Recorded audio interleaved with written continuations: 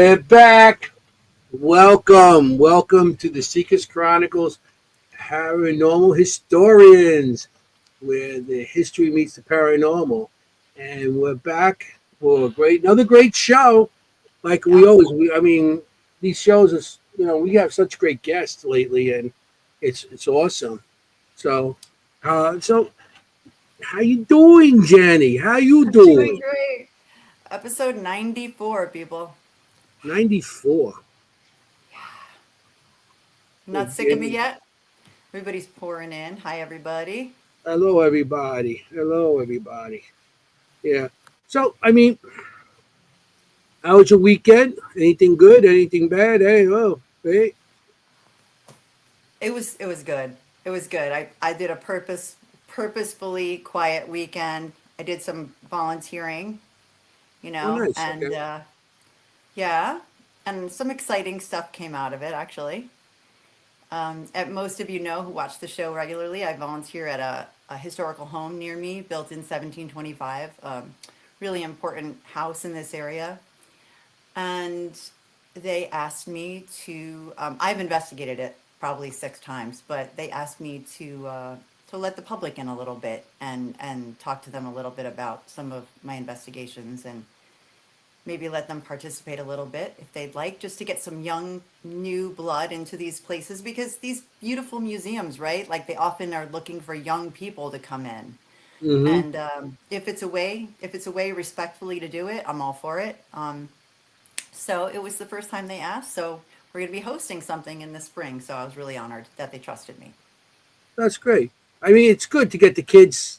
All they know is what they see on video Yeah. games or, Or the just ghost all shows. day long they're Yeah. like this. And Yeah. that's where they get all the information from, Yeah. which is not bad. There's more information out there than when we were kids, you know? Yeah. For sure. And so to get them off their computers or cell phones or wherever they were on to actually physically go to a location. I think that's awesome. I That's agree. awesome. I You agree. know? And these are important places, that we don't want to lose, that we want to preserve. So Yeah. That's um, that's what it is to keep the history going. that's why we do it. That's why we do it. So Yeah. I'm exciting. So stay tuned. Event in the spring. Awesome. Awesome. Yeah. Next Yeah. we're already starting to book next year. That's why I gotta talk. We got an April one we were supposed to do, and I got to get together That's with you on that. correct. I didn't You get a mean that I chance to book won? it. That I won? Oh yeah, that's the place. I keep on forgetting. I'm like, I'm just I, giving you a hard time. Give me you a hard could time. tell them. That's nothing behind that, is No, I it? won. I won in a raffle. I won an overnight investigation at the Doss House in Pennsylvania. So here we go. I That's understand I'm awesome. going to be shoved in a crawl space or something because I'm tiny. Oh I'm yeah, not tiny. I'm super tall, but yeah, yeah. Well, they need a skinny person to get into a crawl yeah. space, which I love. I used to go in, but I'm not skinny no more. I'm like a cork in a bottle. I'll go in, get stuck, forget about it. I'm not getting nowhere. They're gonna pull We me can get out. him in, but we can't get him out. They'll pull me out by my legs and hear pop like a champagne bottle. That's how I Uh, come out of that thing. So no way I'm getting to any little spaces. So since Jenny is what are you about 92 pounds, soaking wet. So we'll throw her in there. We'll crumple her up and just toss her in and see what I happens from know, there. right? You And I'm like, all right, okay. know, she's like, okay. It's like that old commercial. Oh, don't worry, Mikey likes it. But we say, yeah, Jenny likes it, and she'll jump in there. Yeah, So we got Jenny's breaking up and Anthony is too. Does anybody else hear us breaking up? That's a first. I'm breaking up. I wonder if it's Melissa's new place. Yeah, Melissa, you're bringing us some juju out of that thing there. Uh-oh. I think we're bringing the high strangeness already. Are we breaking up? I don't know. I don't see anything that's No, I don't know. Nobody else said anything, so let's just okay. pretend we're not. No, let us know, friends. Hmm. All right. So Okay? we have a great guest tonight, and so we're gonna bring him in. I love to hear Yeah. his stories and stuff, and there's a couple of Oh things I yeah. liked that he was involved in. So that'd be cool. Uh-oh. Uh-oh. To hear issues while you. It is my TV having issues. It's buffering. Uh-oh. New. This is brand in 94 episodes. This hasn't happened. I think I'm going to blame our guest. Yeah, yeah. Well, I'm getting echo now. Huh? What? I hear echoes coming from me. No, you're good. No, I hear the echo come back when I'm talking. Oh. Okay, we're having issues. Paranormal activity. Yeah, if you can't No. fix it, Yeah. it's paranormal. Oh. Okay, so Bobby, our producer, says it's StreamYard. So we're going to try and push Okay. through it. It's been having issues lately. So, all right, we're going to try and push through it, All guys. right. So let's get the guests in before Yeah. Dion knocks us off or anything. Yeah, And then really? that wouldn't be cool. No, it would not be cool. Not at all. Like I said, All first right. time. So Um, announce them. Yeah, tell them. yeah. Okay, so this I'm very excited because I actually have watched this person before, read some things that he's written. And I've got my book, Oh Questions, ready. Um, I can't wait for to take some of my theories and talk about some of his theories and put them together and see what happens. So, you guys are ready for that now. Yes, Tonight we we're have ready. our new friend, Randy Liebeck. He's an investigator, writer, and consultant on paranormal phenomena. Let's bring him in. Here he Hi, is. Randy. How Hey, you Jenny. doing? It's great to be Can you here. hear us okay? I can hear you, but I do hear the echo from all of us. Really? Yeah, We're I all can getting echo. hear Anthony echoing. Yeah. I don't hear it. Our producer said StreamYard. So yeah, I hear the echo too. Is it bad? Like, can you hear us all right or no? Issues. I It's think I think everybody is can be heard and understood. It's just a Okay. weird effect. we're gonna get a feedback. So let's go with the show. Hey, the show must go on. Yes, you can hear Yeah. more of us.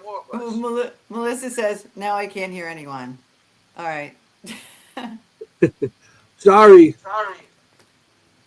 So Sorry, Melissa. well, So, okay, we thanks, might as well start Bobby. the show and Yeah, let's do it. continue We're going to be fine. whatever you want. So, Randy, how you doing? How's everything? Everything is good. It's Good. Good. threw us off with the echo in the show. Yeah. It's throwing us off a little bit. But we're gonna get through it. We have to. Maybe by the end of the show, we'll explain it. Yeah. Amazing stereo surround sound, and we're not paying extra for it. Yeah, that's right. Surround sound, I remember those days. Surround sound. Speaking of remembering those days, I'm going to let you two reminisce about the origins of Randy's story in the paranormal because I think you guys have a lot in common. At least in the beginning. In the beginning. Yes. So you want to Yes. tell your story, Randy, how you got into it, so you got, started off and everything like that? Uh, what got me into it as a child of 6, 7, 8 years old? Was learning how to read. I would read voraciously if there was a book or a magazine in the house, or if not, the back of a cereal box. But my grandmother subscribed to Fate magazine, which is the world's oldest continuously published magazine on the paranormal since 1948. Oh, wow. So those were some of the first pieces of reading material I had in the house as I was learning how to read. So from the get-go, other kids were learning about Dick and Jane chasing after their dog Spot. I was reading about poltergeists, ESP investigations, UFOs, the Loch Ness monster. So my fascination with weird stuff came very early on, and the interest just grew up with me. And eventually, instead of reading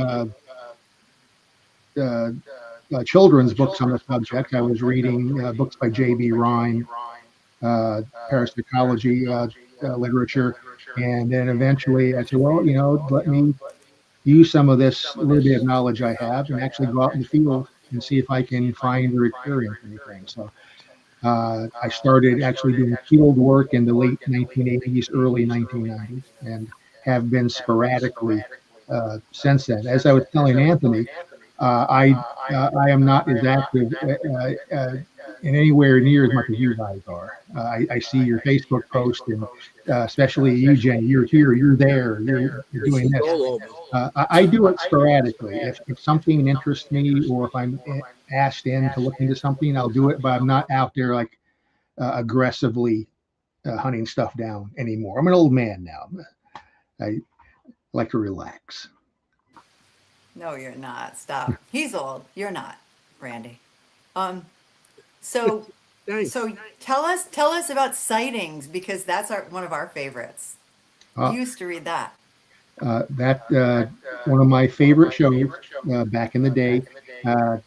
Before Sightings, I grew up watching In Search Of with Leonard Nimoy as the host. All my favorite shows. And then we had Sightings after that in the early to mid to late 90s. And they had reached out to me a couple of times because I was a police officer at the time and had stuff written about me in the news media, and they thought it was a cool approach, cop by day, ghostbuster by night. So they would ask me uh, one to consult on cases. They would tell me what they were looking into, what the reports were, and ask my opinion. Does this sound legitimate? Does this sound, what would you call this? Is this a poltergeist or is this a haunting? Or do you think the reporters are just full of crap? So I did that just out of the goodness of my heart because I watched the show and I was thrilled to be asked by the production crew to help.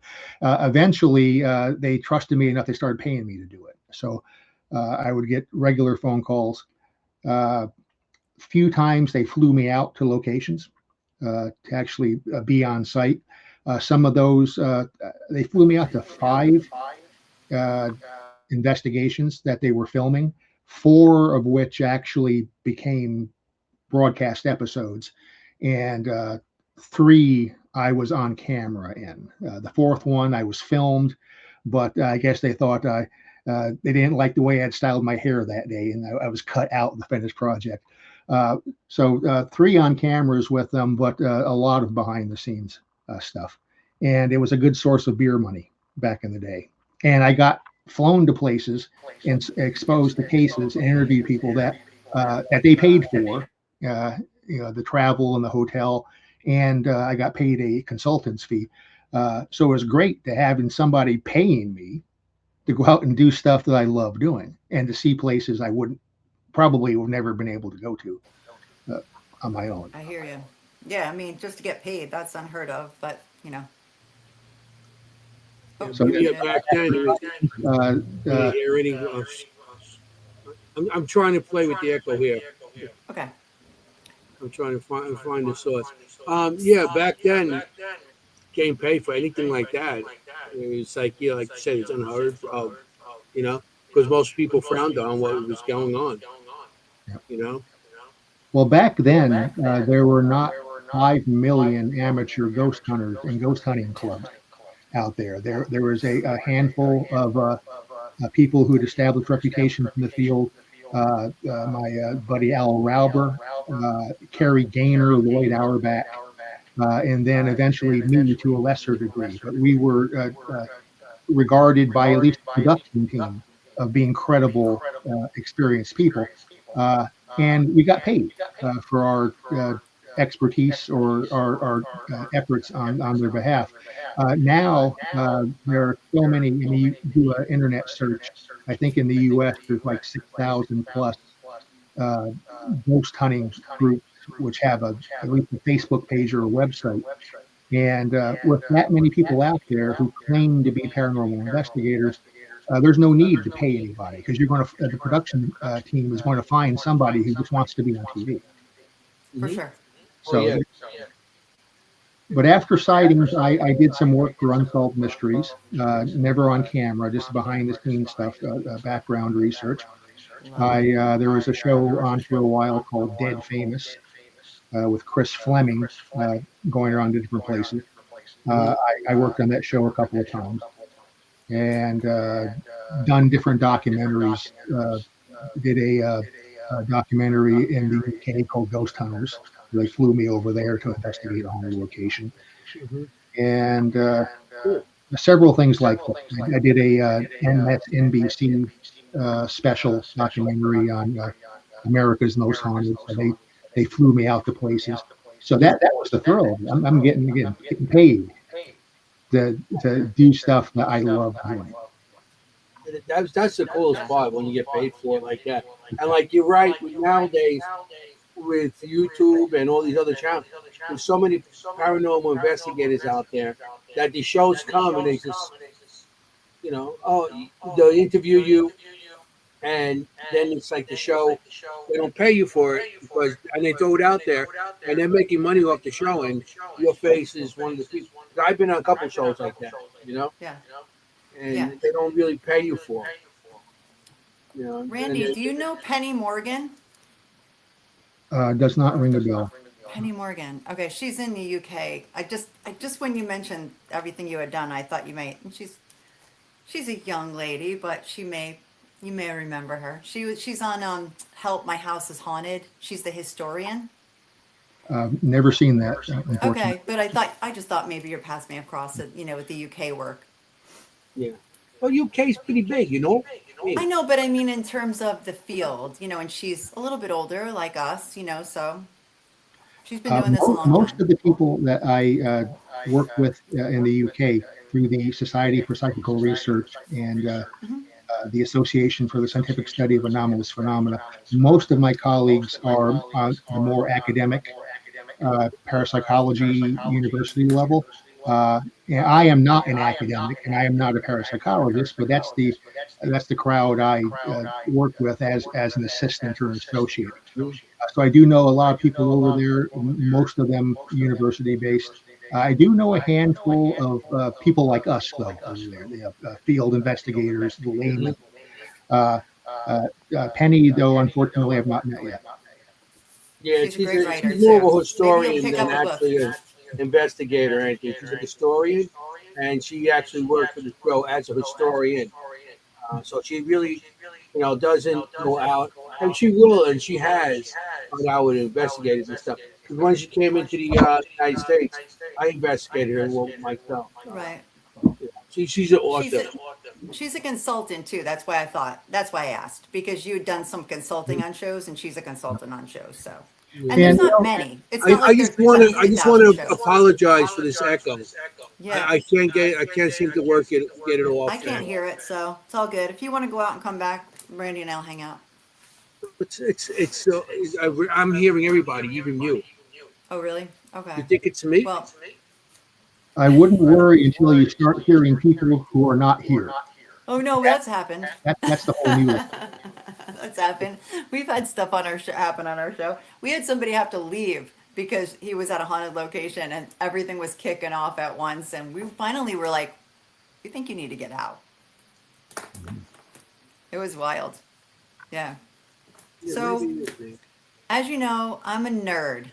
You probably heard. I'm like a huge nerd. I'm a scientist. I'm a skeptic. I'm a critical thinker, that kind of thing. So you and I've got like a book of questions. So I hope you're ready for that because I disagree. I mean, you say you're not an academic, but I think you're incredibly intelligent. Like I said, I've read your things. I've watched you, and I'm looking forward to getting your take on a lot of things. So. The first question I have though is you said you went to a lot of locations with these shows. Can you tell us some of your favorites? A lot I can't even remember. I saw your picture at Stonehenge. Let's start there. Yep. Well, that was just me going to Stonehenge. Oh, okay. I That thought was they not- flew you there. I was no, like, wow. No, that was Okay. me flying me That was there. awesome. It's always been a bucket list thing. I wanted to go to Stonehenge. So Ah, we love it. Okay. did my pilgrimage to Stonehenge. Of course, brought some equipment to see if I could detect any energy anomalies or anything weird going on. Check it out. Nothing, just a bunch of hippies walking around barefoot, communing with nature Cool. spirits. But it was a cool experience. These And are That's a awesome. gorgeous picture. I also Wow. went to Avebury, which is another megalithic site in another part of England. which all the people there have had experiences and all things. Of course, I felt and sensed nothing. I'm as psychically sensitive as a brick. I think we have a lot in common. Jenny's always says that.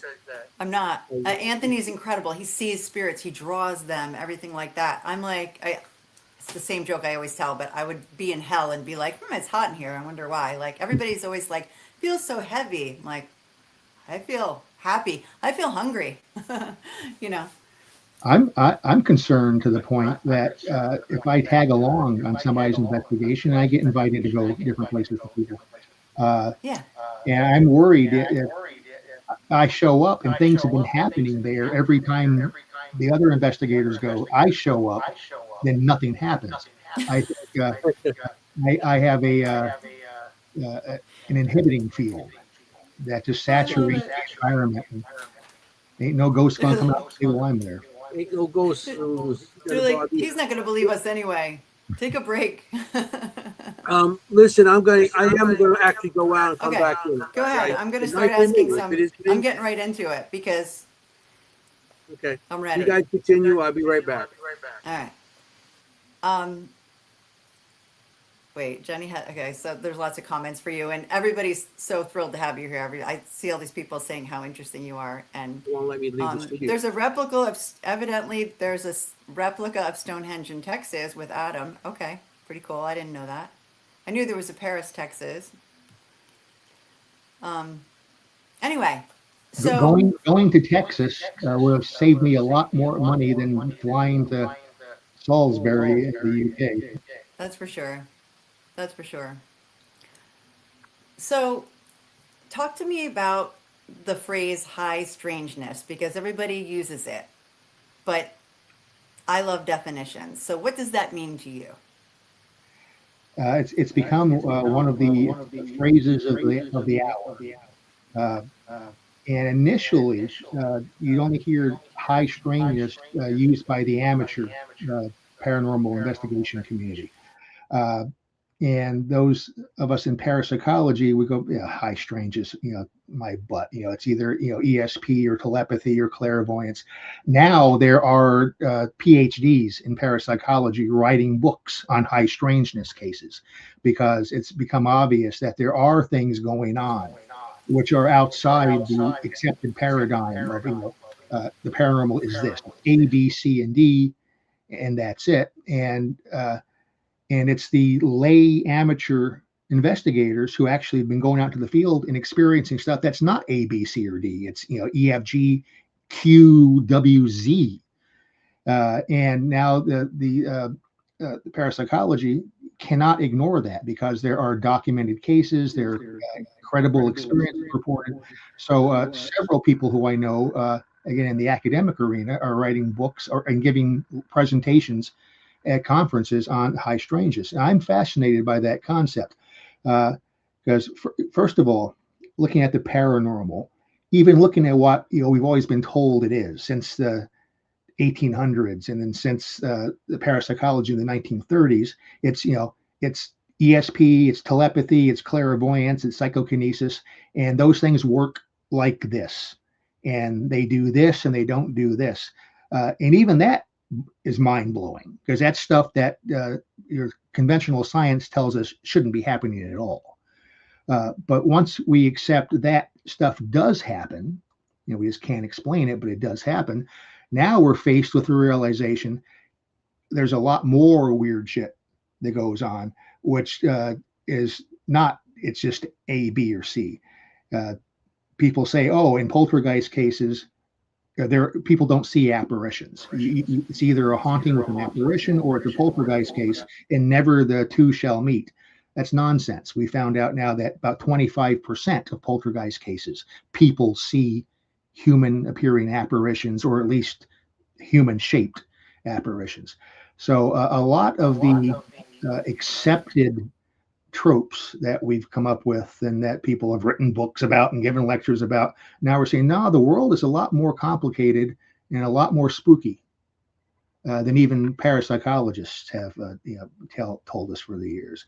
And I've worked cases and interviewed a lot of people who have experienced some really weird stuff, which is outside the thresholds that even I have always thought all this stuff falls within. There's more out there than we know or can comprehend, I think. Yeah, for sure, for sure. So you deal with a lot of poltergeist cases. Is that a specialty of yours? Not a lot, I don't, not a lot, no? because they're poltergeist cases are actually the rarest case for a researcher to be able to investigate, because poltergeist cases come up, they occur quickly over a period of days, weeks, if you're lucky, a couple of months. And by the time a researcher becomes aware of the case and then can make arrangements, because some of us have day jobs, and I can't just hop into a plane and fly to California on a day's notice. And the TV shows aren't calling me anymore to fly me out there. So a lot of people are in the same position I am. There's no funding, and cases are over with. Even if you could get out there, days, weeks, months. So they pop up, they burn out, and they fade away. Unlike a haunting, where you can have a location where people experience haunting phenomena for years, decades, even centuries in some cases. So I have worked a couple of poltergeist cases, and those were ones that sightings flew me out to while they were ongoing, and that I did experience a few things. I have been called on individual personal level by experiencers to say, hey, Randy, I got this stuff going on in my house. It's going on right now. Can you come take a look at it? As well, I'm in New Jersey. Where are you? Well, I'm in Nova Scotia. Right. So more stuff that fits into the haunting or apparitional arena, because there's not that time rush element to get to it before it's over with. But I will say that the dividing line between a haunting and a poltergeist is not as thick of a line as, again, we've been told for decades that it is. People do see apparitions in poltergeist cases. A lot of hauntings, which mainstream parapsychology says is a purely perceptual phenomena. You're seeing, hearing, smelling, sensing, but the physical environment is not manipulated. You're not going to see a door open and close. You're not going to see an ashtray fly across the room. Guess what? It does happen in hauntings. Not as often as seeing, hearing, feeling, smelling things, but in a certain percentage of ghost cases, apparitional hauntings, physical stuff does occur. So the line is not as solid a line. There's a lot of crossover between the phenomena, and this extends into UAP encounters. People will see a UFO, have a close encounter, and then after they get back home, they start experiencing poltergeist phenomena in their house, or start having psychic visions. So a lot of this stuff is intertwined, and I think a lot of the labels that we say, okay, this is this, and they're separate things. A lot of us are thinking that the separation is not that solid.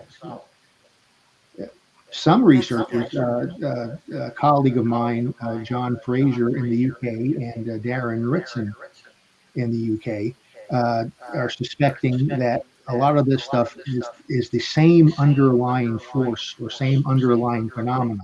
It's just manifesting differently to different people. And some people will experience UFO sighting or alien close encounter. Some people will have a poltergeist. Some people will just see and hear footsteps in their house. But maybe it's the same energy, the same force.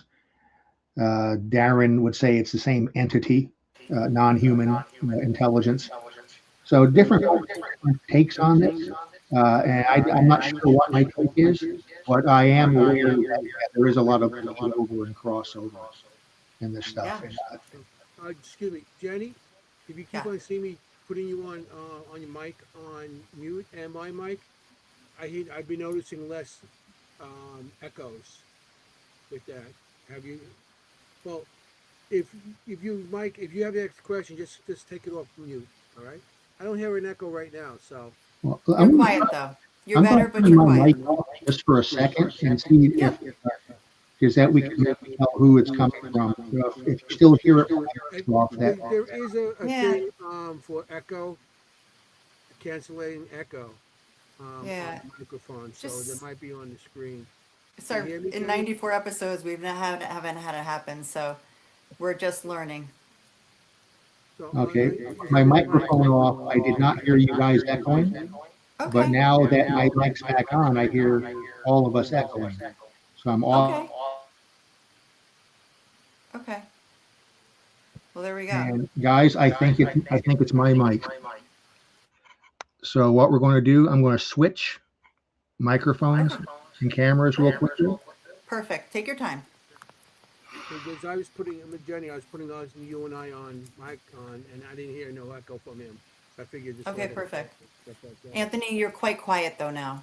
I can barely hear you, which is a first. You must be happy for that one. Yeah, that was nice. Finally quiet. Okay, I switched microphones, And but I still hear the echo. oh no, Yeah. we press forward. Can you As hear me long as now, we can Jen? understand each other. I know this is so funny, right? Yeah, I know. I This is promise this never happens. It's always like when it's somebody that you know or you don't want this to happen to. yeah, well, everybody we don't want it to happen to. Can No, you but hear you know me what I now, or mean. am I too low? You're a little low, but I can hear you. Plus, I already know what you're going to say anyway, I just because I switched have to a ESP third with you. microphone. Yeah.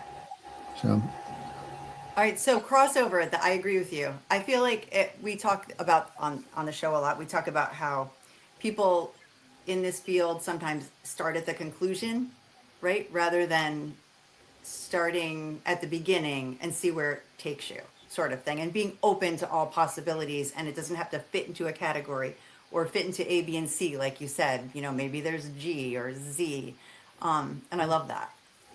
I Yeah, love that. well, I've been noticing too with this, what's going on with it, where everything too.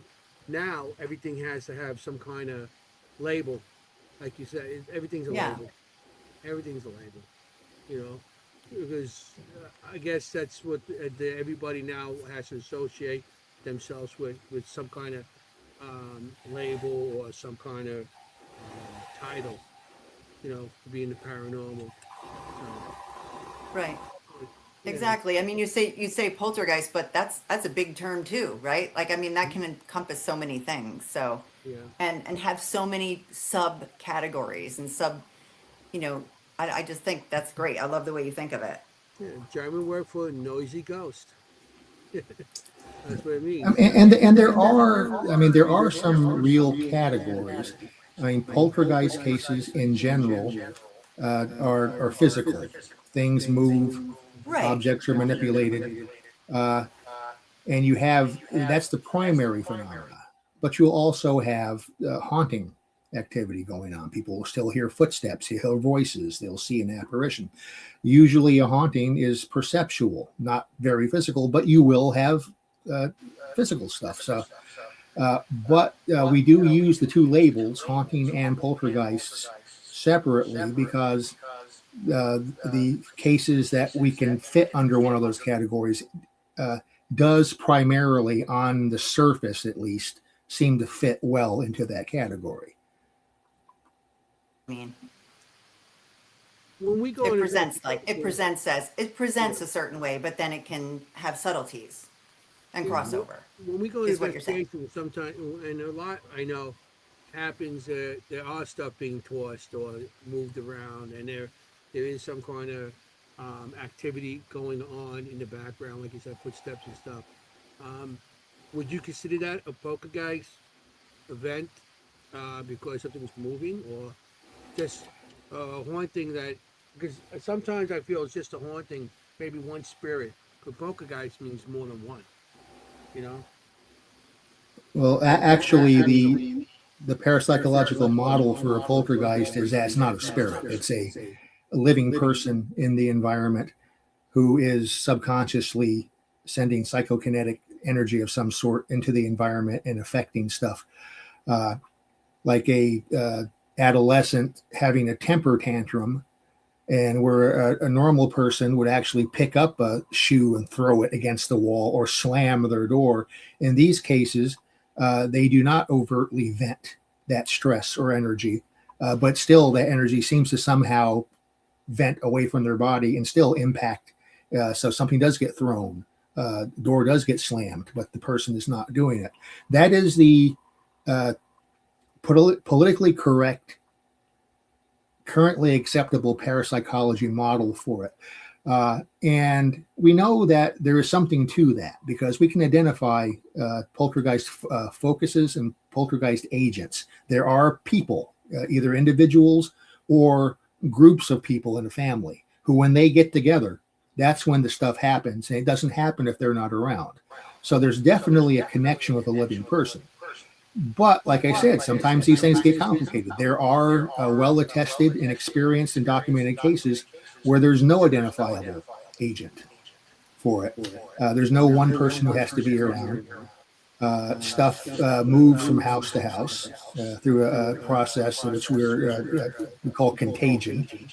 Um, so some of this does appear to be an intelligence behind it, but we can't identify living human intelligence behind it. So maybe in some of these cases, something else is going on. Again, a lot of researchers in the parapsychology field, will just cover their ears and cover their eyes, and go, no, no, no, no, no, that does not fit the accepted model. But the scientific method is that you make observations. And based on those observations, you make a prediction about what's going to happen next time and under what circumstances. Then you test that. And if things happen differently or your expectations are not met, then you have to revise and re-observe and modify your hypothesis, then reset. That's the method. You can't go into this, especially as a new investigator. Going out with a ghost hunting group and going to a place and say, okay, I know there's a spirit here. It's an angry spirit here, and no doubt it was from the orphanage, in the 1800s, across the street from the Jenny Wade house, and because the kids were traumatized. Well, no, you don't know that. You know that people report activity. People hear sounds, they see sights, they feel things touch them, objects move. That's what you know. And then you have to apply the hypothesis. Okay, there was an orphanage here. Maybe there's some connection. So you do experiments. You might want to bring out some children's toys and try to use target objects. That's part of the scientific process, and see if that works. See if you get results. If you don't, you try something else. But your conclusions about what is going on and why it's going on have to be based on the investigation by your observations and testing. You don't show up at a location saying, "Oh, it's this and this and this." Because if that's the case, if you already know what's going on and why it's going on, why are we even bothering going out into the field to do an investigation if we already know the answer? Right? So, Correct. That's I think we have to pay respect to the investigative process. Because everything you say is what we do. Yeah, exactly. You don't start at the begin. You don't start at the end. You don't start at the conclusion. Yeah, and we always try to, try to do it. Next, if we go to another time, we have, if it's not, we don't have it written down. And that's how what my drawings are kind of also. It's documents of what happened, with us at that time. And then when we go back, we see if we can find the same thing or something that happened with that. Okay, Brandy, I know like Jenny and Anthony doesn't have it, but do you have any other tabs or programs that are playing the audio from this studio. No, it's, If and so, you're they need to echoing be as well, closed down. Bobby. Yeah, you're You're getting it. echoing as well. All I Alright, have so running is StreamYard. Okay, Or you you're have a good. StreamYard, yeah. then I guess Yeah. your best bet is you might have to get like a headset or a headphones, and that usually would cancel like everything out. All right. Yeah, you're echoing a lot, Bobby. Hey, Ryan. Okay, thanks for helping. Okay. Yeah, I'm trying to do my best. You're doing great. Thank you, Bobby. You're the Thank you. best. Um, I I know you're doing you're speaking at the Paranormal Symposium in Gettysburg on August 22nd. And I'm also speaking the same day at Stockton University, and we have a little bit of overlap. And here's what my question is for you. Okay, I've definitely worked cases where I've been able to remove an individual from a home or a location, and it definitely, the activity is definitely affected, right? And you're looking for that. One of the words that I wanted to add was not just this, you use the scientific method, you're looking for repetition, you're looking to find something that repeats, right? Like I don't like the word evidence, I like the word data. I don't think we're getting evidence of anything. Like, are you really proving anything? I don't think so. But you may get a good scientific method, but you're not proving, oh, it was a ghost. None of us really know that, right? Like, unless you're looking at it and it's saying, hi, I'm a ghost, kind of thing. I don't know. Like, but I don't know. I'm very skeptical of that. Yeah, I don't Randy, like to make jumps. You know what I mean, Randy? Like, I don't like to make jumps from, oh, that's evidence of something. But yes, Well, you can get it's evidence. repeatable. You can get Anything you repeatable collect, data. any data you collect is evidence. Then you evaluate the evidence, and then you might toss it out, saying this is useless, or this doesn't, show anything, or this seems to suggest something. That is evidence. What it is not is proof. And Exactly. But we've not I proved. think that in this field, people use the word evidence like proof, is what I'm trying to say. That's why I don't like to use it, because I think when people say I got evidence, they mean I have proof that a ghost was there, but that's not evidence. Terminology and definitions of words uh, are a bit confusing for people who don't have a literature background in the field and use terms which might be the same terms that we use, but they're applying different meanings to them. Like in a haunting, where I said that's mainly perceptual. You're hearing, seeing, feeling, smelling something, but there's nothing there actually reflecting light. So you're seeing something, but you can't photograph it because it's bypassing your eyes. It's actually just being picked up by the visual receptor area of the brain and processed. If you're hearing sounds, they sound like footsteps or pounding, but you turn on a tape recorder and nothing shows up on the tape recorder. That means it's purely perceptual inside the brain. And the clinical definition for that is an hallucination. Haunting activity is largely hallucinatory. In fact, the Society for Psychical Research in the 1880s did their first major research project, which came out with a book called A Census of Hallucinations, and as people reporting seeing apparitions. And even back then, the scientists realized it's hallucinatory. It's not saying it's not real. It's saying whatever you're perceiving is bypassing the five normal senses and is being perceived directly psychically by the brain. So the term is, it's an hallucination, but I try to refrain from using that term when I'm outside of the more academic circles, because the average person on the street, you say hallucination, they say, oh, that means somebody's crazy or they're doing drugs. And that's not what I mean. Hallucination, can be caused by lots of things, including psychic perception or some surviving consciousness can actually send you that image or sound. I want Jenny, to see me dressed how I looked when I was alive and when I was 25 years old, not how I looked when I died at 90. So intentionally externalize psychic hallucinations.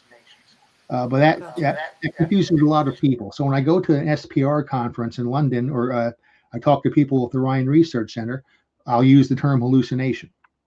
But if I'm giving just a talk to a ghost hunting group, or I'm just having informal discussions, I will not use the term hallucination because it's No, more trouble than it's worth.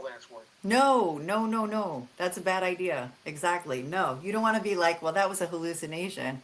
Someone's going to get very defensive, Yeah. Randy. Very defensive, very quickly. Yeah, because and that's my point. The definitions matter. Like I know what evidence means to me, but I think in this field, a lot of times people think evidence is there's proof of a ghost, not evidence, kind of thing. When I use the So word anyway, evidence, doesn't I give proof, because I don't think anything we have could actually prove a haunting I or agree. anything. And I say I got evidence of something, but I'm not saying that's proof. You know, EVP getting, it's great when we get an EVP, and EVP you're getting something on a recorder, but that doesn't prove there's a haunting in that location. It may, I call it activity pretty much, if there might be an right. activity going on there, not like, you know, a total haunting. Because, you know, TV and all these shows change a lot of our saying of anything. Because you remember, Randy, I never knew paranormal wasn't used back when we first, everything was supernatural. That's supernatural. That's supernatural. Paranormal wasn't used and the way it's used now until after the show started in like the 2000s. You know, but when I first started in the 70s, 80s, and stuff like that, I never used the word Right. paranormal. You know, we heard supernatural. Everything was supernatural. Well, see, You now were talking to demons. my experience is different. The circles I was in and studied through, we didn't use the term supernatural. We used the term psychical research, Okay. which then became parapsychological. And then in the 90s, shows like Sightings started calling us paranormal investigators. I think they were the first ones to do that. Before that, we were psychical researchers. Supernatural was never a term used, again, in the circles that I operated in. Supernatural implying that whatever is going on is occurring completely outside the bounds of physics, science, and in fact, if it's supernatural, you cannot explain it. You cannot really gather evidence because it's operating outside of the laws and rules of physical evidence. Supernatural, things like demons would fit into supernatural, where paranormal, I think, is more accurate because it's alongside normal. It's something which is occurring in people's real life, during their normal activities, alongside the normal stuff, but it's a bit outside that normalness. But we don't think, at least most of us don't think, that supernatural. It's that angels or demons or God or the devil is involved in that. We think that eventually science and physics, neurology and biology and psychology will be able to give us some idea of what's going on in at least some of these cases. Yeah. Because if we do not explore these phenomena through our existing framework of scientific investigation, then it's a futile approach. Yeah. We have to use the tools and sciences that we have to look at this stuff. And just saying, oh, it's supernatural.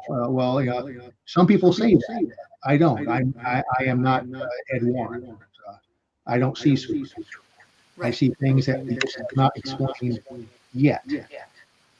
Just like if you go to a television broadcast to a Puritan in the 1900s, it's pointless to try to explain to them, oh, this is picking up signals, air, and the crystal is decoding this signal and making an image and releasing. No, we show that technology is done by back then. It's supernatural. because it's impossible for them to explain it or understand it. But eventually, humanity, was able to understand. We can see moving pictures when there's nobody actually there. It's an image that's projected. Seen an apparition, it's an image that's projected. So I think eventually we will understand what the mechanism, what the interplay is between the environment, what the human receiving brain is doing, and if there is an external entity or consciousness of some sort, I'm hoping eventually we'll have some kind of tool which will allow us to detect that and isolate and measure it. We're not there. No, we're not there. But how do you describe the things I see and draw? Yeah. Well, I can't explain it because I'm not you and I'm not having those perceptions. I'm not seeing the same things you are. The general idea though, is that you are perceiving things psychically, which could very well be. Obviously, you think they're there, and I would not doubt that for a second. But you can see them or perceive them. People standing next to you can't. So your process for this perception is ESP, extrasensory perception. And a lot of this, no matter what else is going on, whether it's poltergeist, objects are moving, whether it's clairvoyance, recognition, you're seeing a future event before it happens. All of this involves ESP, extrasensory perception. In fact, if there is a ghost there, and the ghost, you go into a haunted house and you think there's a ghost or an apparition there, and the ghost is aware that you're there. It's aware of what you're doing. It knows, when you're pulling out a piece of equipment, because it will move to another room. Or if you point your camera where people have seen something, or your EMF meter is going off the scale, you point the camera in that direction, the activity moves and it's now behind you, going, ha, ha, ha, ha, you can't catch me. How does a ghost, which has no eyes, it's not physical, it has no eyes, how does it know where you're standing? How does it know what you're doing? If you're communicating, if you're using EVP techniques, and you're saying, okay, is there anyone here? Do you mind that we're here? I'm Jenny. I'm Jenny. Do you have anything you want to tell us? How on earth is the ghost perceiving that? They have no ears. There's no brain to process the audio signal. So by default, if a ghost sees, hears us, it has to be through an ESP process, which may or may not be the type of ESP process that a living person uses. But by default, it is extrasensory perception because a ghost has no none of the five senses. So you're saying spirit has ESP? How else? I mean, no, I'm not saying wrong because that's the first I'm hearing it, and I think it's a pretty good explanation how they perceive us. But I also think that if you say they have no ears, eyes, and all that stuff, aren't they made it like of electrical charge or something? And human beings in electrical charge, maybe that's what we could connect with also. Well, bodies are made. there is no actual evidence that ghosts are made up of any electrical charge or physical ionized field. Those are ideas that people have looked into, and that's why we use electrostatic detectors and electromagnetic. Yeah, the EMFs and stuff like that. But the results of that, and I'm talking about going back through decades of investigations and field work. Some cases you might pick up an anomalous reading, but in 10 other cases you don't. So I don't think the ghost itself is a charged electrical field. Now, they can apparently affect your equipment. It may make it on your EMF go back and forth. But I suspect that you might not be actually detecting or reading that consciousness. It is EPK to mess with your. Yeah. Okay. Back I, in I, the I back got in you. But what about the big, our audience is participating in your conversation here. Like, let's go because the physics is my jam. Like, what about the big C word, consciousness? What do you think about that? well, if a ghost uh, is, and in parapsychology, we don't use the term ghost. It's an apparition, which is surviving human consciousness, sometimes visual, thus the word apparition, but not always visible. Uh, and again, when I say visible, we're seeing it through ESP. If you took a photograph of the lady in white standing on the stairwell, uh, 99 times out of 100, you're not going to photograph what you're seeing because you're picking that image up as a psychic signal. But a apparition or ghost is disembodied, surviving human consciousness. Uh, at one time, back in the 1800s, there was I believe it was Edward Gurney, but I may be wrong about that. It was either Gurney or Myers, who had a hypothesis that while ghosts are not physical, they don't reflect light. Uh, you Even back then there were cameras, so they knew you couldn't photograph them in most cases. But it was either Gurney or Myers who thought there might be something there quasi-physical, that there is a what they called what he called a phantasmagoric center, that there was some energy field uh, at the location where you were perceiving this, that the actual physical environment was distorted to a degree. And that concept back in the 1800s is what led to people bringing in electrostatic detectors, trying to detect that, some sort of energy field or energy signature. And that's great. That's science. That's a scientific method. You have a hypothesis, then you test it. And we've been testing it for well over 100 years, and we're not getting reliable results.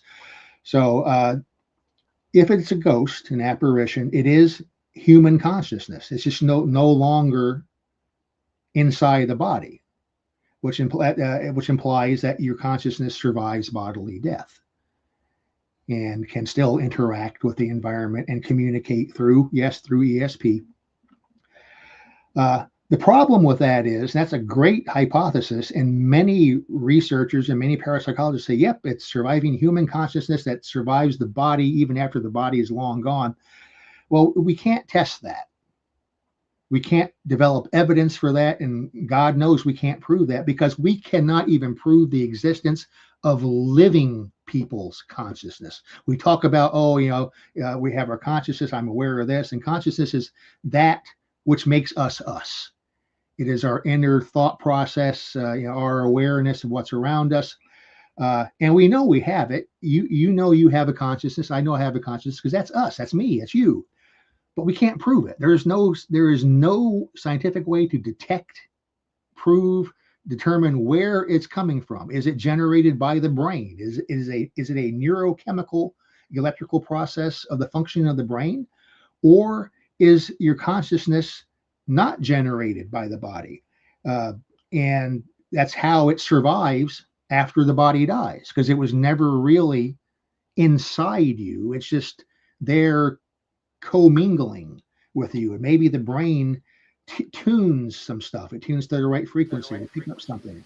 Maybe you're on the right frequency in your brain.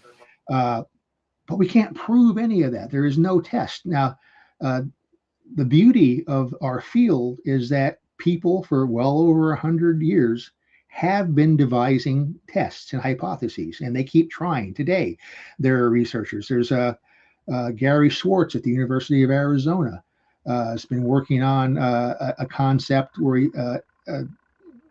ITC EVP concept. He calls it the soul phone, where he thinks that with the correct electronics, we might be able to make real-time communication with the other side. I'm very skeptical. Most of my colleagues are very, very skeptical. But Gary Schwartz is a legitimate scientist who runs the psychology program at the University of Arizona. He's the guy who worked with Alison Dubois, who they made the TV show Medium about. That was Gary's project. He's a credible, legitimate scientist. And he thinks that working through this technology, we can come up with a device where you pick up a phone and you call dear dead Aunt Edna on the other side. Again, a lot of us are very skeptical because he's not posting concrete results yet. But it is completely legitimate and great that he is looking into it. He has a hypothesis and he's testing it. And if people didn't do that, we would never solve any problems in life. If people, didn't say, can I make a glass bulb glow with bright light so I can read in the dark in my house at night? People never asked, how does a bird fly? Is there any way we can recreate that? People didn't think that. Orville and Wilbur Wright never would have even tried to invent an airplane. Right. So I don't pick on anybody for saying, hey, what if it's this? And maybe this is what's going on. And maybe, try this technology, try this device, try this EMF. Yes, try everything. When new technology is invented, try that. Throw everything at the wall and see if anything sticks. That's why I agree with that. Use EVP, use ghost box, and I'm very skeptical of that. People using SLS, structured cameras to show the stick figures moving around. I am so skeptical of that. I'm not even going to discuss it because I will get irked talking about it, because I am personally convinced it's all BS. The computer in the camera system is desperately trying to find people, and it will turn it'll turn a chair into a person just so it can show you the stick person. But when the technology first came out, and investigators said, let's try this camera in a haunted house and see what happens. Yes, damn right. That's progressive science. That's thinking. It is not panned out, but it was a great idea. And if some other new device comes out, try it. Thermal imaging, infrared.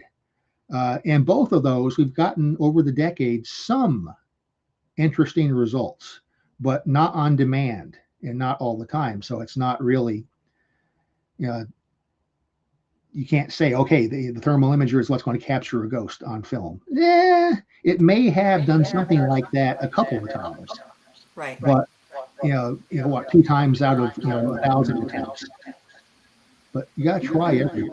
So, what do you think? There's times where the scientific method is it's just not applicable in this field sometimes?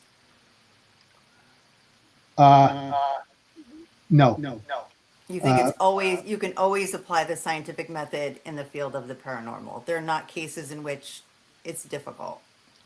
Well, the scientific method means make observations. You see what you see. You record what people are reporting they experience. I get it. Yep. And then you sit around a group like us and brainstorm. Okay, if this is going on, what could be behind it? What things could cause that? Could an electrostatic field cause this? Or maybe the house is under a high tension power line on, and your EMF is going off the scale. Well, we know, thanks to Michael Persinger and other researchers, and Bill Roll and Barry Taft, that exposure of the human brain to extremely high power electrical field, and not just a high power, but it can be lower power at certain frequencies, especially oscillating or moving frequencies. That can cause, I want to use that bad word again, hallucinations. Bill Roll, who I knew back in the day, is one of the world's top poltergeist researchers. Bill Roll thought that exposure to these electrical fields and being near high power lines, he thought that could actually alter the brain and cause psychic ability, that people actually could possibly see a ghost, or experience something, or have objects move in their house. But it's a psychokinetic effect triggered by exposure to high power, high EMF fields. Yeah, but that's a good hypothesis. to But test. it's a hypothesis, and we're not Yeah. proving any of it. So we're Why still not though? That's not a bad hypothesis to test. Yeah. so that's scientific method. So everybody who does that, what are people claiming is happening? What Right. could be behind that? Let's test this and see. If somebody is having nightmares or seeing evil dark shadows in their bedroom at night, well, where do they sleep? I've experienced this personally. Uh, where does your head rest against the wall? And is that where you always sleep? Where you have you see these, dark, evil shadows at night and feel a sense of fear and terror in your bedroom. Hmm. What's behind your head and the wall? On the other side of that wall, do you have an electric junction box? Is Smart. is your refrigerator directly behind that wall? And when the compressor in a household refrigerator kicks on, that Yeah. generates an incredibly powerful electromagnetic field Really. for a few moments. That can scramble stuff in the brain. Now, whether that's causing hallucinations or whether it's actually causing psychic stuff to happen around you because it's interacting with your brain wiring. Yeah. Uh, that's an experiment. You say, okay, let's move you. Let's move your head so it's against another wall. And if the Right. activity stops, Move the refrigerator. move the That's what I would do. refrigerator. That's the scientific Move it. method. You're Yeah, I agree. constantly I testing. agree. And Anthony's a retired electrician, so he's like my expert on that kind of thing. Um, he's always thinking of that type of thing for me. Who's thinking about So that the scientific method that can be applied to any inquiry. Okay, it can be applied. You started at the beginning though with the application. So walk through the rest of it. Do you ever run into issues controlling parameters, things like that? Oh, there are always issues controlling parameters. Any Yes, investigation, you can't control all of the environment. Yeah, exactly. I've been in so That, many places where people said, "Oh, can you hear these voices? Oh my God, it's I hear the voices." Well, yeah, because there's we're in New Orleans, Bourbon right, Street, and right outside, and there's a million people walking down the street laughing and talking, and you right. can't isolate that. You can never have. I'm not going to say never, but it's very very difficult to have a completely controlled environment where you can control all these variables. But you have to try to the best of your ability, and you have to apply a scientific method. Now, you might not get any actionable results, but that's the method you try, or else it's not science. And if we're going to call ourselves, everybody says, "Oh, we're a scientific paranormal investigation team. We use science. We use very scientifical sounding words." Well, Yeah, that's great to say, but science is the application of scientific method. And if you're not yeah. using it, then you are not doing science. I agree with you Now, completely now, as a scientist, but I also know what they mean. They mean they're doing research, their own methods of research. They don't necessarily mean science. well, And and extracurricular methods are mhm, great. I think they should be adjuncts and I agree. add-on to a basic universal uh, uh, formula of applying the scientific Right, method. right, right. And there are some cases, when we talked about those high strangeness cases again, there are some Yes. cases which are so bizarre and off the wall, they do seem, at least to my layman's uh, unscientific mind, because I know all the fancy words, but I am not a scientist. Let's get that clear. So I'm looking at this from a layman approach, but one who has researched the field, studied the literature, and talked to a lot of scientists. Mhm. Uh, there are some cases which to me seem to be so far beyond uh, the parameters, paradigm of science and physics as we understand it, that there's a good chance that applying those filters to study it won't Right, work. And that's especially if you're dealing with like some sort of non-human external entity, uh, whether you want to call that, uh, well, some people think poltergeist or that. There's some right, force or entity that comes into our reality, messes with us, uh, maybe draws energy from a living person in the environment. or interacts with them somehow. Uh, when you're talking about anything demonic or in the Muslim world, jinn, Right. anything non-human, which seems to possibly. I'm just brainstorming. I'm not saying this is No, but my you're ideas, but right. people bring this up. Some people think, and I know and respect people who think some of this stuff is a dark, intelligent force of some sort that's not human. Uh, if that's the case, and especially if it's something interdimensional that pops in and out of our reality at will, Right. that is so far outside the bounds of classic physics, as we understand it, that looking at it through a science lens No. may No be way. totally useless. No, But you have to throw it out the window. what else do we do? Because we don't know enough about it. Now, uh, if other researchers out there and other teams say, "Oh, well, they use a crystal ball or a scrying mirror or dowsing rod," and that, well, if it works and nothing else works, go for it. Go see what you come up with. I Sure. prefer to use that as the adjunct to the more mainstream methods. So you at least have a baseline you're working from, and then try whatever, like I said, throw everything at the wall and see what sticks. I like it. I like it a lot. Always when I first started investigating years ago, I went and I tried everything. You know, you got to try. And I know at certain locations we use certain equipment because we find out we get more results from certain equipment. But you have to know your to me, you know, you could do it inside a abandoned building or outside in a field.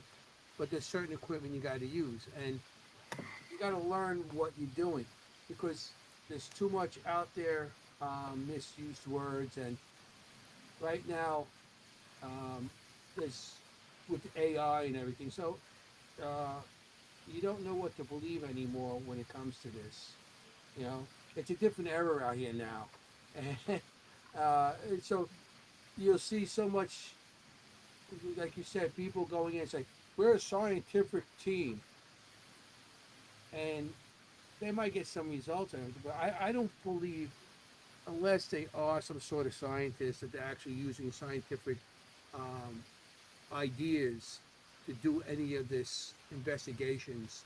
And to say you're a scientific team as a paranormal investigator, I come across a lot of paranormal investigators, and a lot of them don't have any abilities to um, have any sort of science behind any of their techniques. No, You I've know, seen so many teams and so many investigators, especially ones that are on YouTube and sometimes get on TV shows. They're out there waving K2 meters or Yeah. triflow meter around, and they're going, we're using the scientific approach here. We're a very scientific team. Uh, uh, just waving around something that has a lot of flashing lights on it. Yeah, okay, Right. so what are you doing? Oh, we're detecting the spirit. No. How? Oh, through my K2 meter. How does it do that? No. Explain to me how this right. works. What is, what are the sensors? Hmm. No, What you're are we right. You could detecting? use a yo-yo for this scientific method. Yeah. Yeah, you can use anything. So You know, equipment doesn't make the science. Right. Usually, when I first started doing a lot of stuff, especially for the TV shows, they wanted me to bring equipment because equipment looked good on TV. They wanted me to Oh bring yeah, of course. flashing lights and It went, looks sexy. woo! Yeah. we say that all Uh, the time. and so Bells, light, the whistle. Boom! yeah, Hey, look Yeah, what so yeah. they love that. So I would use it. Uh, but left to my own devices, my primary approach is just to interview people, to take notes, then compare that with other cases, see if it fits in with the we have done that uh, also. Yeah. hundreds of years of reported experiences. It's similar, or somebody reporting something that is so off the wall that it suggests that they're Right. not being completely truthful. Uh, Like I said with my pictures, I'll draw a picture, and other people, you know, describe what they seen after I drew the picture, and it's like the picture is, they're like, oh, and it's like, yeah, that's what you seen. So my pitches when I draw them, like I said, I feel that, and somebody in the audience said it, intuition. Your Yeah. intuition is your best piece of equipment, and I always said that you got to go with what Well, you feel. And lucky for you.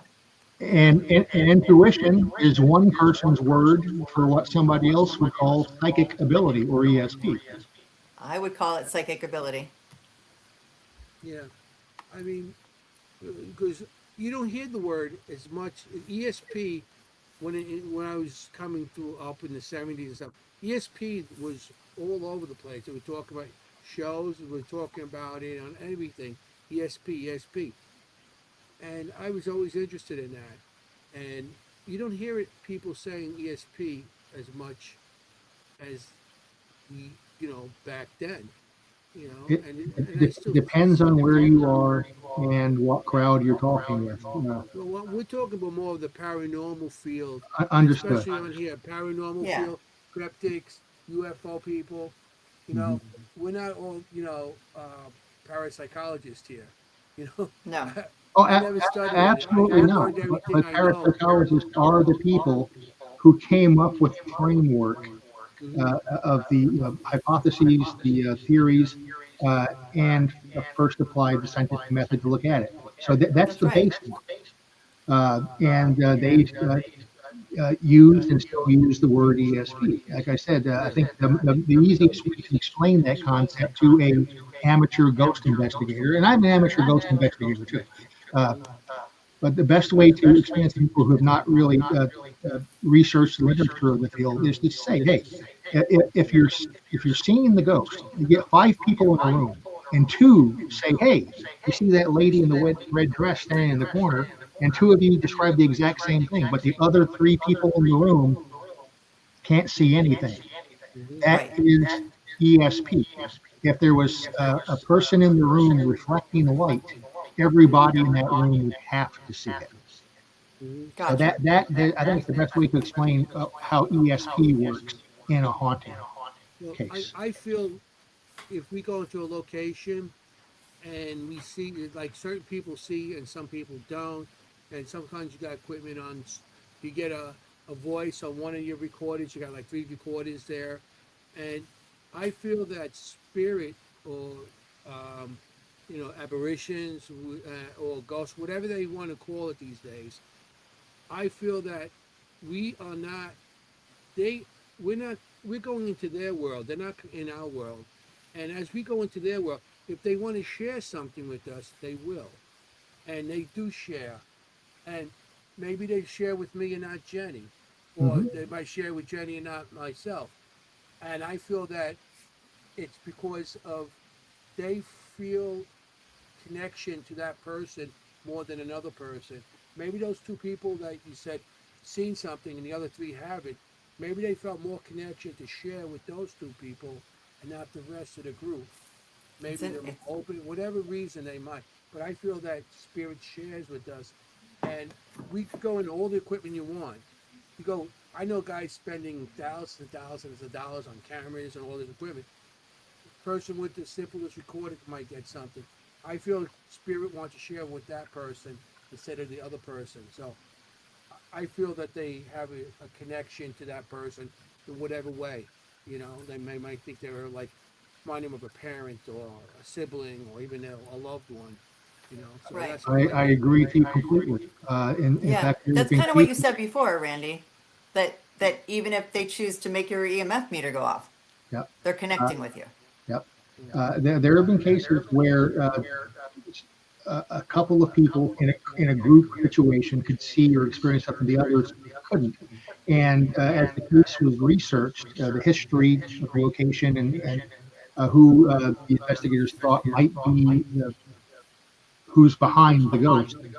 Uh, there are some cases where the researchers have uncovered that the, the ghost of a little girl, maybe it was an abused child or a victim of sexual assault. Mhm. And the two people, the two females in the house who could see the little girl when nobody else could see the little girl, turns out they were the victims of sexual assault or they were Wow. abused as children. So there is, at least in some cases, there does appear on the surface to be that connection. And the apparition, the surviving human consciousness, is making a decision. They feel some sort of affinity or some sort of bond with those specific witnesses. Part of it could also be the reason that Randy doesn't see anything is that even if a ghost wanted to jump in front of me and go like this, and hey, we did have some shared history that there was a bond between me and the ghost. My brain might just not be wired to be able to tune into that channel. Yeah. There's a trope. There's a saying, oh, everybody's psychic. Evidence does not support that. Some people are very psychic. Some people are slightly psychic on occasion. Okay? Other people are walking, talking bricks. That's me. Well, I found that a lot of people in the science field, and that goes with Jenny, sometimes things don't come to you because, and maybe they do come to you, like you said, you're more closed off to it because you're looking at it more the scientific way of looking at it. I said, and I feel that since you look at it more scientific, you're a little closed-minded to opening up that there might be something more out there, because you're so set in your ways. I'm not trying to knock you guys. No, I totally get what you're saying. And like it's a channel you shut down. It's like a channel because it doesn't make sense in the scientific field.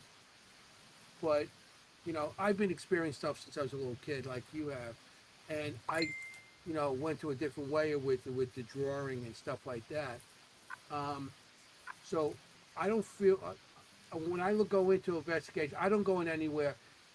Like when we go into like abandoned buildings, not abandoned buildings, but like closed down asylums, prisons, and stuff like that, or hotels or whatnot. And we don't go in there with the understanding like it's haunted. We go in the understanding and see if something will come to us and share something with us. Right. And that's how we go in. And like I said, working with Jenny a while, she sometimes is close to it because I feel because she's very scientific. And the people that are very scientific are, like I said, like you said, more of a brick towards it. I don't know why is it makes sense what I'm saying to you guys. I'm not trying to knock anybody. Like he said, it's a hypothesis. Like that's a hypothesis. But our other co-host, Kim, she's a veterinarian. She's a doctor. She is an amazing location medium and psychic. And she's a scientist. So I know scientists who are psychics. Really? I worked and do work with a handful of them. However, what do you not experience more so what Anthony's saying? Because I do. Well, there is in parapsychology, and again, that's why I have to keep referring to because that's right, of course, and that's okay. We want to hear about parapsychology. There's an effect that's been noticed in psychic testing. It's called the sheep-goat effect. That sheep are people who believe. And, oh yeah, ESP, absolutely. I believe it happens all the time. Oh yeah, ghosts, sure, I believe in that. Goats are people who go, not possible. Anybody who says they've seen that, they're either lying or they're crazy or they're on drugs. The hardcore skeptic versus the true believer.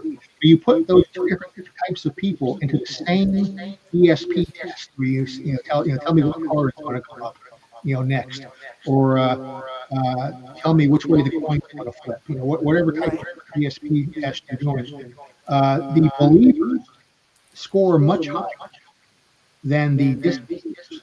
The goats have no effect whatsoever. Well, guess what? That's not possible.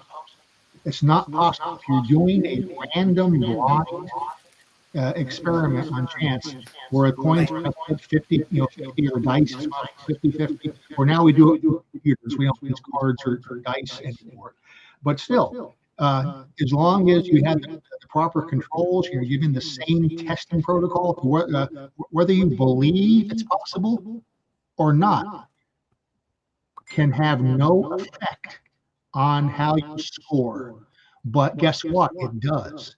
So that's telling us right there that the people who are the diehard skeptics who say, "Oh no, it's not possible, it can't happen," they are using their own psychic ability apparently to prevent it from happening. Uh, Huh.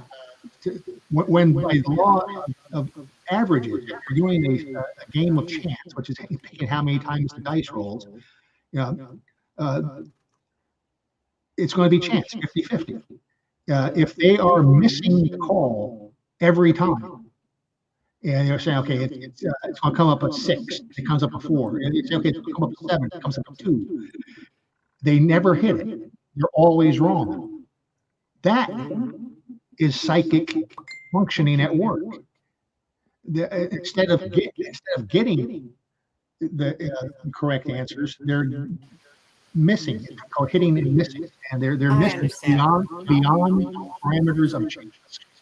So Right. yes, Anthony's But in right. a different Your way. mind Like one is going one way, one is going the other. from They're the other both way. beyond the Yeah. parameters of chance. So that Interesting. is definitely your mind and how it's wired can impact not just your ability to perceive things, but your ability to demonstrate a psychic game of chance. Wow. That's fascinating. That's the Henry Ford quote, right? Whether you think you can or you think you can't. You're right. Yeah. You're right. Wow. That's fascinating. So Anthony, I mean, what do you think about that? So if I think I don't have ESP, I'm just gonna get 4, 6, 5.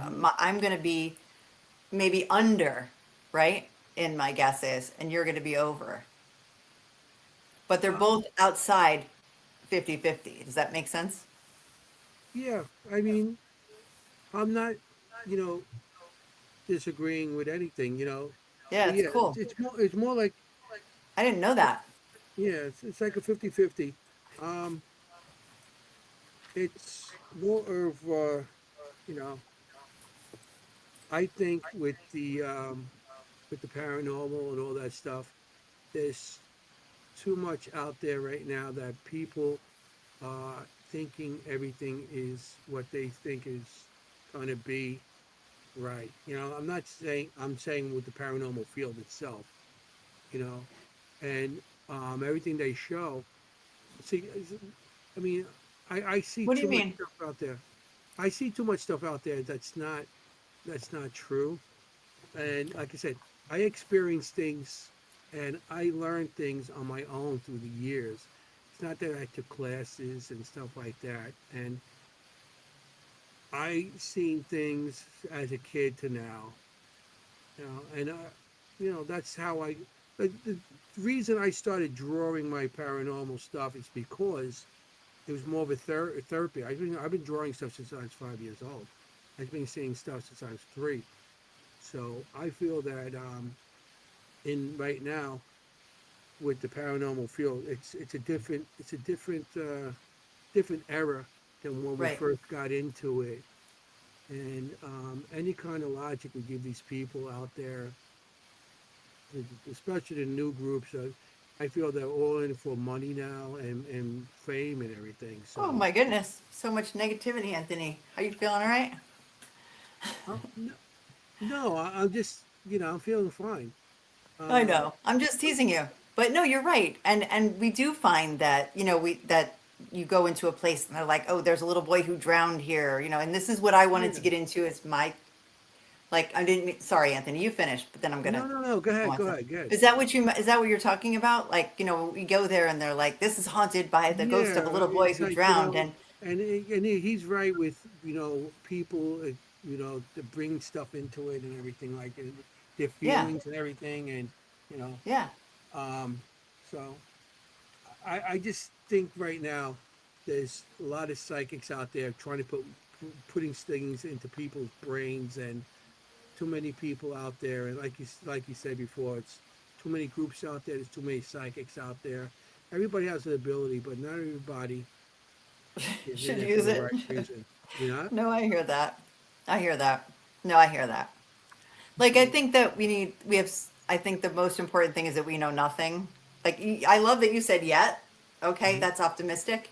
But there's some people who think they've got it all figured out, and I don't agree with that. So that might be what you're saying a little bit. Yeah.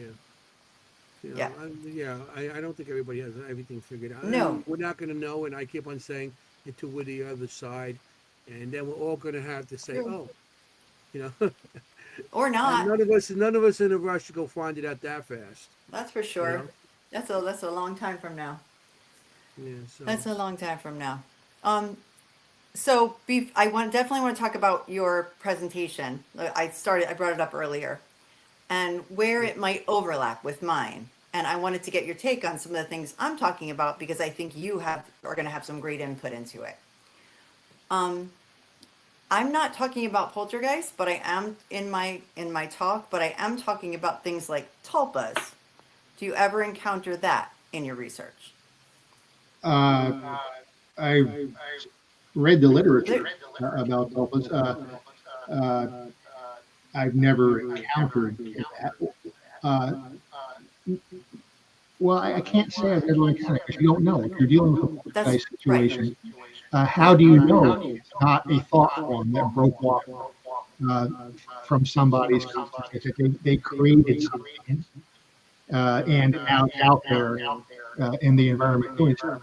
Correct. That's always been one of the ideas behind how this stuff works. And it's not just the amateurs who had the idea.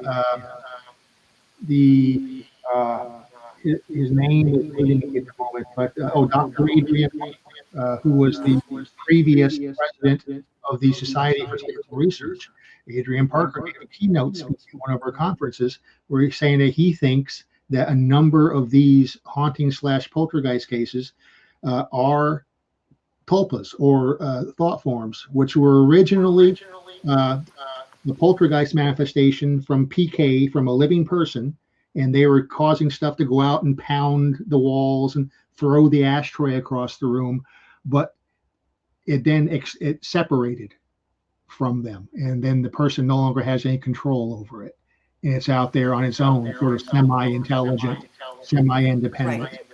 Right. I So, love that. so I mean, it's a good of a idea as anything else. But I'm in agreement that I don't know about separating, but I'm in agreement that more often than not that comes into play. I think most of the hauntings we encounter have some degree of that. I mean, tulpas are different than thought forms, right? Because tulpas are created through discipline. Say a monk, right, would through discipline create a tulpa, right? But thought form might not be consciously created. Yeah, a tulpa would be a type of thought form, but Right, exactly. Well, yeah, just different, right? But poltergeists are related for sure. For sure. It's just such a big topic that I'm sticking to things like doppelgangers and things like that. Well, imaginary friends, which I maintain are a form of haunting, and also how we as investigators, like, what do you think about how we as investigators affect places when we go? I think that in 10 or 20 years, we're going to have people showing up to investigate haunted locations that we've been to hundreds of times over the years, and they're going to pick up place memories or environmental recordings of us. They're going to see an apparition of Jenny and Anthony walking around with the EMF meter with flashing lights on it, because it applies to all of us. That if you have hundreds or thousands of people going to a haunted location, looking for a ghost, hoping to experience a ghost, trying to detect a ghost, all that combined energy, desire, wishes, and hopes can actually encode itself into the environment, the residual. And I think we may be unintentionally causing future hauntings. Yeah, I don't think it's just residual though, Randy. I think it can actually manifest as activity. That I think to me is more of a whole conceptually, but can't rule anything out. Right. Even with residual hauntings, some people will experience a residual haunting and say that physical stuff happens. The door opened and closed and slammed shut. Uh, and more than one person saw it. So it really happened. It wasn't just them hallucinating. But that shouldn't happen if it's a residual haunting, because that's just a recording. So it should be nothing. There is one school of thought, investigator back in the 70s and 80s, Scott Rogo, about it. Rogo thought that if you had a haunting where events, emotions, or encoded in the physical environment of the location, and certain people could enter that location and pick up on the sense of fear, sense of terror, maybe even see the ghost of a little girl run down the corridor and disappear. That the person who is psychically perceiving that, because you have to have two things. You have to have encoded something has physically recorded in the environment. Then you have a person who can play that back. And not everybody, but if you have the right wire, your brain can act as a DVR and you can play it back and see it. Maybe that activation, your psychic center, your psychic abilities, can also trigger psychokinesis.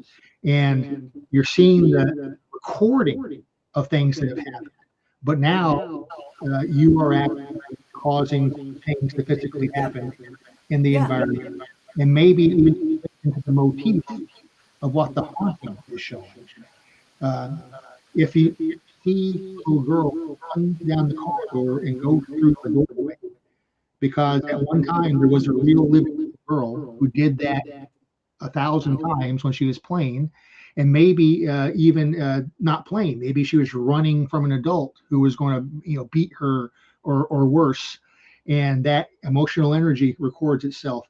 Now, you as a psychic perceiver pick up on that. You see the little girl, maybe you hear her crying, and then the door that she disappears through, maybe you through PK subconsciously, because now you've bought into this script that's being played out. Now you're actively interacting with that script, and you have psychically through PK opened and closed that door that you just saw her run through. So there may be an interplay between different things going on, which are all part of psychic ability, and tie into the environment, which means physics are at play. And don't ask me how things are reported into the environment like that. Don't ask me how, because we'll be here for 3 hours, because this is an issue for me.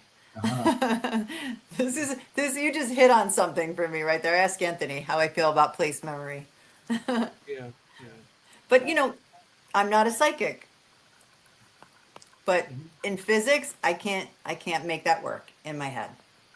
But no, it doesn't work in physics, but at least not physics as we understand it now. No, but is when scientists say we figure out everything, and scientists, not you, but there are scientists out there who say there's nothing left to be discovered.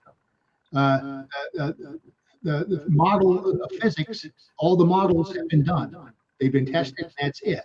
And there's no major discovery to be made yet, which is why psychic abilities and ghosts cannot exist, because we would have figured it out by now. Well, people didn't know that an atomic bomb would explode until they tested it at Los Alamos and said, "Hey, we can create a nuclear reactor." People did not know that you could transmit a television signal from a studio remote TV until one day they figured out, hey, let's try this. This might work.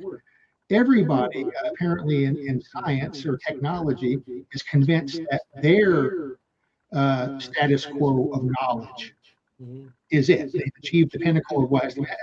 That's ridiculous. Science and knowledge continuously evolves and grows. Yeah. So when people say otherwise, a lot of people who should know better say that. My eyes roll. But I'm yeah, still trying to figure out there's no fiber optics. model to explain how this environmental recording can happen. There's no model today. Who knows what we can figure out in 2 years for 50 years. That's right. That's right. I mean, for anybody to shut down and say, "Oh, there's no more," they're very ignorant because I mean, there's something found new every day, not just with the paranormal, but with Every science minute. also. There's so many new things, electric cars, and we have all these different, you know, drones and everything else that just came out. 10 years ago, they were just saying, "Oh, maybe, maybe," but now it's like everything, everything's coming to, but there's a lot more to come on. Like you said with the TV, they used to come through wires. Now they're coming through fiber optics. I wired both, and when I went fiber optics, I'm like, how does anything come through that? Because Yeah. it's glass. It's not a wire. It's glass, and how the light comes through and everything. So, and I used to test it too because I used to use them, but I still can't figure out how stuff like that happens. And I'm just saying that's me with the fiber optics. But there's so many things out there that we can't explain, and I think there's a lot more to learn. And even with the telephone, and I've been saying that for how long, Jenny? Then one day with the spirits calling up on the telephone, Yeah. and actually talking to us, it's going to be like one of those Twilight Zone. When Yes. remember that Twilight Zone one with the little No. girl, and she had there was a little girl, and her grandmother gave her this old phone and stuff, it was like a toy phone, and the grandmother died, and the phone used to ring at night time. She used to talk to her grandmother on the phone. Oh. Yeah, so I have a feeling that that's going to happen. I You think mean, that's going to happen someday, but not the one he mentioned, not that no, no, phone. not that. I'm just saying there's But going to be something that we're going to actually, I think we will one day maybe do yeah. it, especially with this AI stuff because the AI stuff's coming to. It's doing so much stuff out there, and I think one day we're gonna get down to the paranormal field also. Well, see that? You We'll see see. that? Well, you're talking about tulpas and thought forms. Yep. Uh, the way AI is advancing exponentially, AI today can do things which are frightening. Now I've been seeing news reports that AI models are escaping from the lab and going out into the real world on their own initiative and doing things. At what point can an AI become a tulpa? Actually, not just go through a wire out into the environment to do sabotage, but maybe can somehow generate its own conscious field. I feel that's going Which to can go happen. out. Yes. Who knows? It's like a Twilight I Zone. agree. But Yeah. Absolutely. And Like you in don't have Terminator, control. one day they're all going to attack us and kill us, like in Terminator. I'll be back. It's getting late. No, I do. I Oh think wow, there's I didn't realize probably the very time. few limits on that, and especially with a Tulpo, right? It's not you, right? Like it has an independent, Hmm. consciousness. Like it's not you. Like a doppelganger is you, right? Like I don't know. don't know. The people who've written about tulpas, they believe that they did. They were a secondary personality Right, that right, that and that break off overall from you. positive. We got And 10 usually you minutes. do exhibit some control over them. They'll go out and do some stuff. People will say, "Hey, I saw you, uh, standing outside my porch, and I waved at you. Why didn't you say anything?" You go, "What do you mean? I wasn't at your porch. I was, home, watching TV." Right. Uh, so that might be part of that doppelganger-ish, tulpa-ish Mhm. thought form thing. But there have been stuff reports in literature that some of these have just broken off completely and gone off and done their own agenda with their own thoughts, hopes, and dreams. Or they've totally separated, and which is that's the way secondary personalities can work. It can be like a totally different person Mhm. inhabiting your own mind, even more than one or two. Uh, if if consciousness or part of consciousness can break off of the body, which is what we think ghosts are, then maybe part of your consciousness, your secondary personality, but not personality prime, but your secondary personality can externalize, go out and do things, go out and party at the nightclub while you're home, doing Bible studies. Yeah, and I mean, it's from my research, it's overwhelmingly a positive thing. People who create them. I mean, it's overwhelmingly positive in terms of companionship or things like that. Like psychologically, it's a good thing. But you always think, there's always that 1%. And you had mentioned the imaginary childhood playmate. Imaginary friend, That yeah. might tie into the exact same process. Yeah. That the playmate is a ghost. It's not, the little, from next door Sally who died 5 years ago is coming to Right. play with another little girl. Maybe it's the only living little girl who created an imaginary friend. And somehow that imaginary friend has taken on some degree of objective external reality in that little girl's bedroom. Again, this is Yeah. all very twilight, but this is part of the brain and saying, hey, what do Right, people but- experience and what We're do running people out of time. I just want to know: is there anywhere people could see you or do anywhere Oh my goodness, they could, that went so fast. find any of your past, shows or writings or anything? Well, like I said, I've not done anywhere as much work as You have a guys. website. Do you have a website? I have a website, which is ghosthunter.iwarp.com. That's ghosthunter.iwarp. There's imwarp.com. And that's got a lot of my articles and TV show appearances and stuff. Not everything. I don't have copies of everything, unfortunately.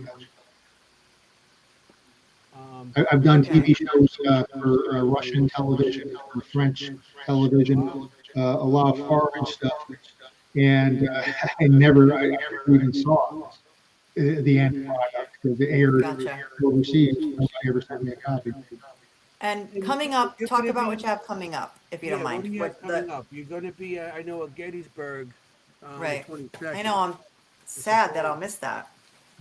I'll be in Gettysburg the 21st Second. and 22nd.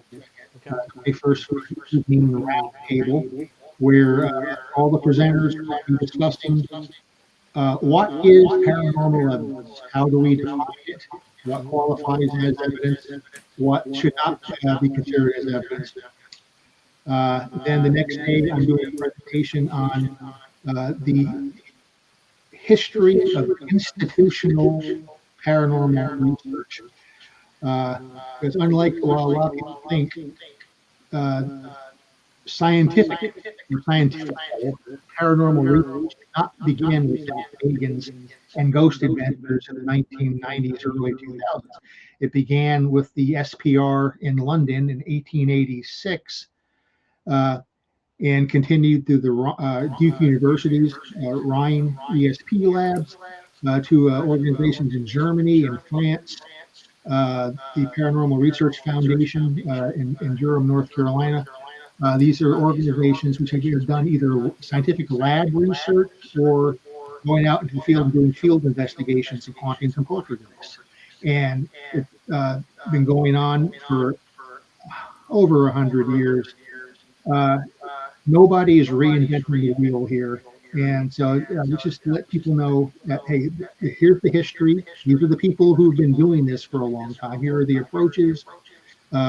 Here are the organizations which have crashed and burned. Here are the organizations which have been around since 1886 to this day. Just the overview that, hey,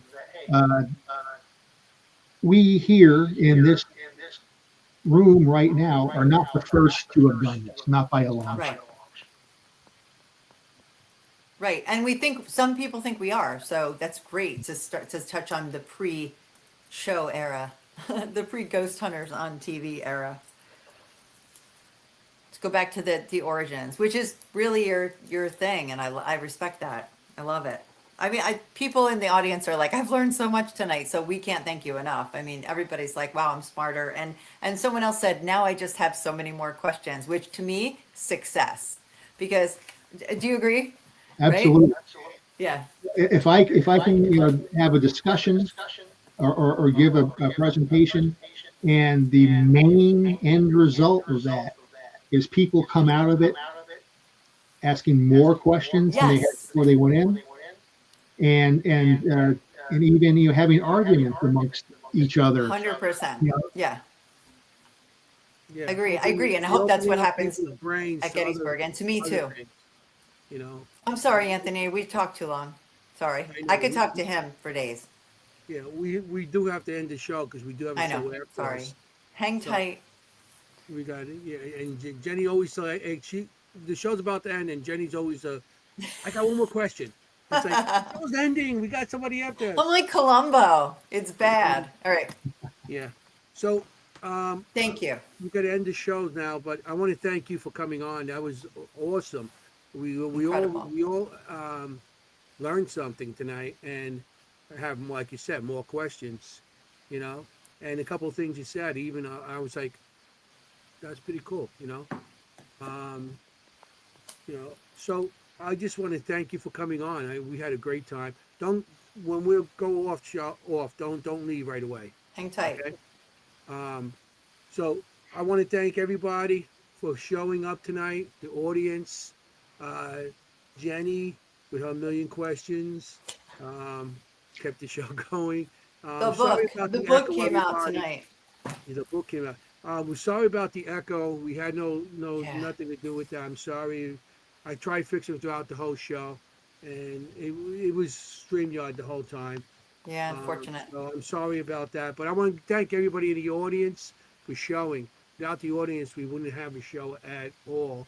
And I just want to tell everybody, if you're gonna go anywhere, you're going anywhere, you got to be safe. Got to be safe because you want to look for ghosts. You don't want to be a ghost. I want to say good night, ciao, Good familia. night, everyone. Thanks. See you next week. Hey, how you doing?